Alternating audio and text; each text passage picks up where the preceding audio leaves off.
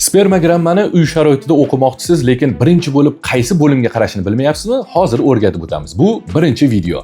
Birinchi bo'lib spermogrammani foiziga qarayman deyotgan bo'lsangiz, bu 80-yildagi eskirgan qoida. Ya'ni birinchi bo'lib hajmiga e'tibor bering. Spermani hajmi 1,5 millilitrdan yuqori bo'lishi kerak. Agar 1,5 millilitrdan kam bo'ladigan bo'lsa, qolgan hech qaysi parametrga qarashingiz hojat yo'q. Chunki ular ahamiyatini yo'qotadi. Sababi ayolning jinsiy a'zosi bu kislotali muhit, erkakda urug'i ishqoriy muhit. Ana shu muhitni neytrallashtirib, spermatozoidlarda harakatlanishiga imkon yaratish uchun 1,5 millilitrdan oshiq sperma talab qilinadi. Agar 1,5 millilitrdan kam bo'ladigan bo'lsa, spermatozoidlar ayol jinsiy a'zosiga tushishi bilanoq nobud bo'lishni boshlaydi. Bu esa farzandsizlikka sabab bo'ladi. Agar 1,5 millilitrdan kam bo'lsa, bu gipospermiya, 6-8 millilitrdan oshiq bo'lsa, bu giperspermiya deyiladi. Xo'sh, sizda spermogrammada necha millilitr chiqqan? Kommentariyada yozib qoldiring. Keyingi videomiz esa spermatozoidlarning sonini ahamiyat haqida bo'ladi.